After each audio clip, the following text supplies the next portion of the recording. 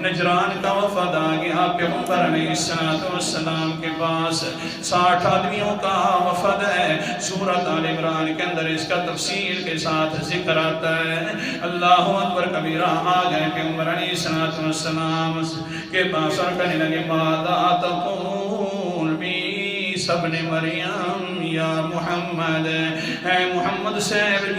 حضرت عیسیٰ ابن مریم کے بارے میں کیا کہتے ہیں حضور صلی اللہ علیہ وسلم نے فرمایا ماذا تقولون تم کیا کہتے ہو میں تو بعد میں بتلاؤں گا تم جو کہتے ہو کہ ہمارے نبی تھے آخر کیا کہتے ہو وہ جو کمانڈر تھا اللہ اکبر کبیرہ اس وفد تھا اور بلکہ پورے علاقے کا نجران کا کمانڈر تھا عبد المسیح نام تھا وہ کہنے لگے جی بس مسئلہ یہ ہے ہمارا جو عیسیٰ تھا نا علیہ السلام وہ سو اللہ ہی اللہ تھا قرآن مقدس کا انداز ہے میں اپنی طرف سے بات نہیں کرتا اللہ اکبر کبیرہ آیت نمبر میرے سامنے 72 ہے کہنے لگے لقد کفر الذین قالوا ان اللہ هو المسیح ابن مریم اللہ تعالیٰ نے بھی یہ سارے الفاظ سنے پھر حضرت محمد مصطفیٰ صلی اللہ علیہ وسلم پر قرآن پاک اتر آیا عبد المسیح ظالم ہے یہ کہہ رہا ہے لہذا میرا پیغمبر کہہ دو وقال المسیح ابن یا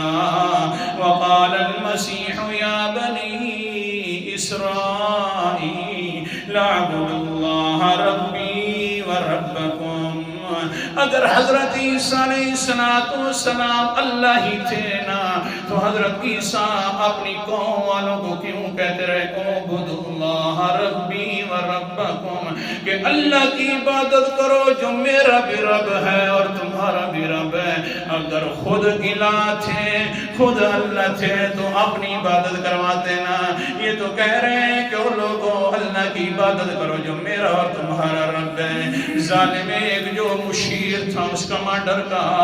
اللہ اکبر کبیرہ عاقب نام تھا وہ کہنے لگے ہاں جی ہاں اچھا یہ ہے اصل کے اندر 3 چیزیں ملاؤ تو الہ بنتا ہے حضرت مریم حضرت عیسیٰ علیہ السلام اور اللہ تعالیٰ ہاں یہ تینوں کا مجموعہ جو ہے وہ اللہ ہے اللہ اکبر کبیرہ قرآن مقدس اتر آیا لقد کفر الذین قالوا ان اللہ ثالث ثلاثہ وما من الہ الا